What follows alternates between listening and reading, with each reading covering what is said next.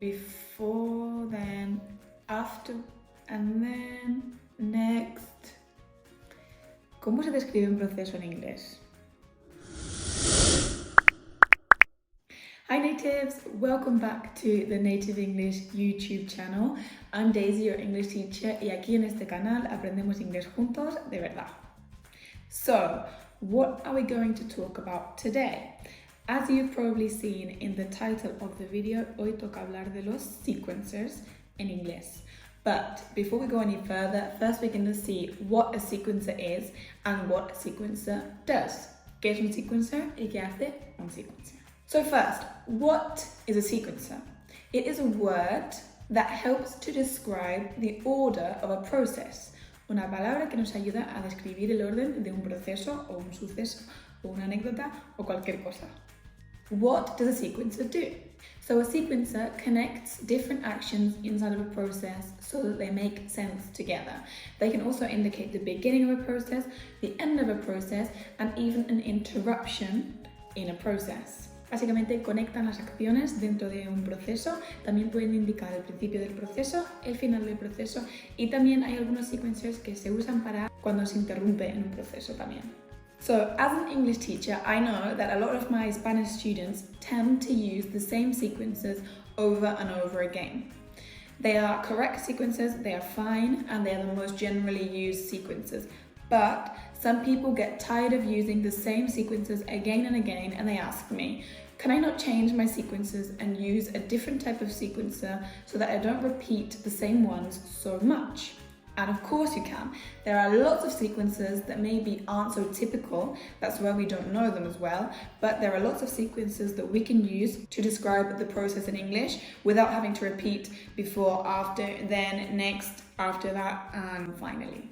Okay, so we don't want to repeat the same sequences over and over again. We don't want to say then, and then, next, after. So, what can we do? Súper fácil. Vamos a aprender juntos hoy unos cuantos sequencers que podemos usar y así no tener que repetir todo el rato los mismos sequencers y darle un poquito más de nivel a nuestras conversaciones, nuestros writings y donde queramos emplear estos sequencers. Okay, so we're going to talk about 4 types of sequences. The first type are sequences that we use to start a process or start describing a process or a sequence. The second type are the general sequences that we use to connect actions.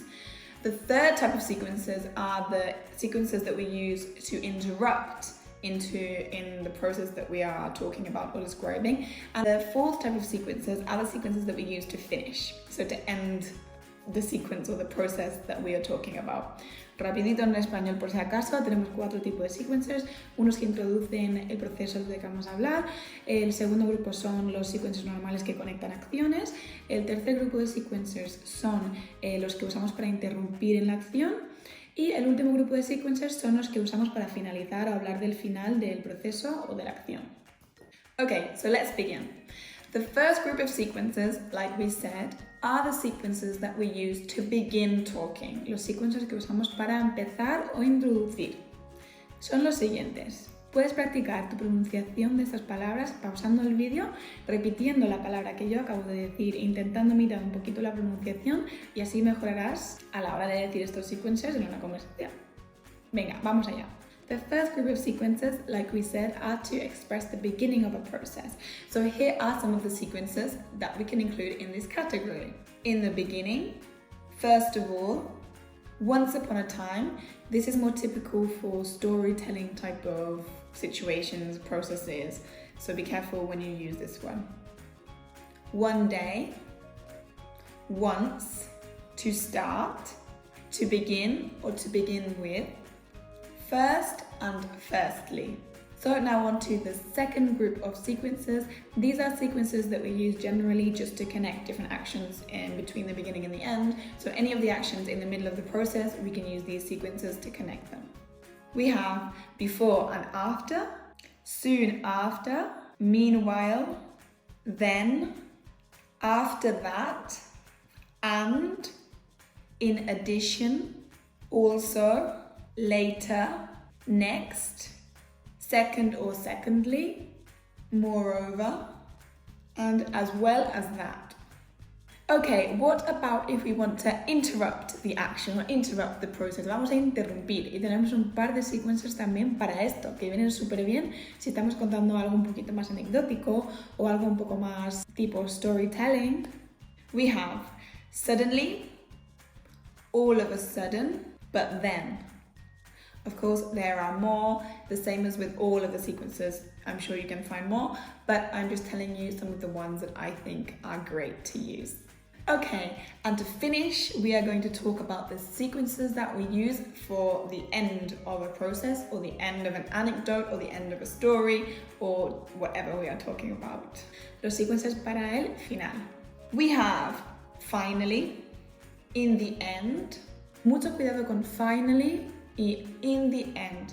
¿Por qué? Finally normalmente se emplea para hablar del final de un proceso, finalmente. Primero bates los huevos, luego metes la harina y finalmente cualquier sea el último paso, finally. Pero muchos de mis alumnos, por ejemplo, lo usan para hablar de un cambio de plan. Me explico. Por ejemplo, si tú quieres decir que tú y un amigo vais a ir a cenar y vais a ir a un restaurante, pero estaba lleno y al final vais a otro sitio, ¿no? En ese caso no dirías finally. You would say, we were going to go to have dinner at McDonald's, but in the end we went to Burger King, ¿ok? Usaríamos in the end, al final, no usaríamos finalmente. Entonces, repito, por si acaso, íbamos a ir al McDonald's, pero estaba lleno, entonces al final fuimos al Burger King. No diríamos, we were going to go to McDonald's, but finally we went to Burger King. No, we would say, we were going to go to McDonald's, but in the end, we went to Burger King. So we're expressing a change of opinion, and in the end, after everything that had happened to change the situation, in the end, we did something different. So be careful not to mix up finally and in the end, because a lot of people do it. It's a normal mistake, so don't worry. Just now you know not to do it anymore. Okay, let's carry on with the rest of the sequences. At last, in conclusion, to summarize, after all, by the end, in the end, lastly, by this point, and eventually. Okay, so these are the sequences that I recommend you use more often rather than repeating after, next, before, then, finally. So now you have a few more words that you can use and enriquecer tu vocabulario en inglés, sobre todo para tus writings y también para tus conversaciones y tu speaking y un poco de todo, porque sabemos que los sequences se usan para todo. Entonces, a partir de ahora ya no tienes excusa a estudiar los sequences. Como siempre, podéis encontrar en el link que os voy a dejar abajo, os llevará a mi página web de Native English y ahí tendréis este mismo vídeo en versión lección. La verdad es que esto no tiene mucha teoría, por lo tanto os voy a adjuntar allí el vídeo más o menos explicado, que son los sequences, para qué sirven y esas cosas, y luego tendréis, como siempre, un descargable gratis que podréis descargar para poder estudiar y tenerlo al lado, porque hay personas que prefieren papel. Yo soy una de esas personas, yo prefiero siempre tener las cosas en papel para estudiar.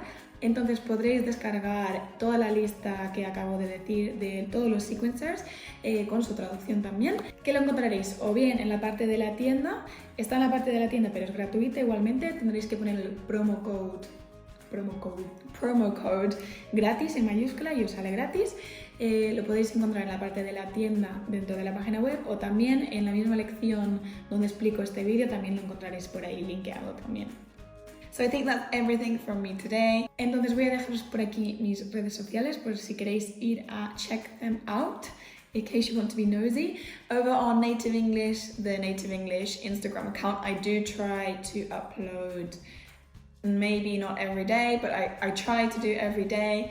I do some grammar, I do some words of the day, idioms, and lots of different things.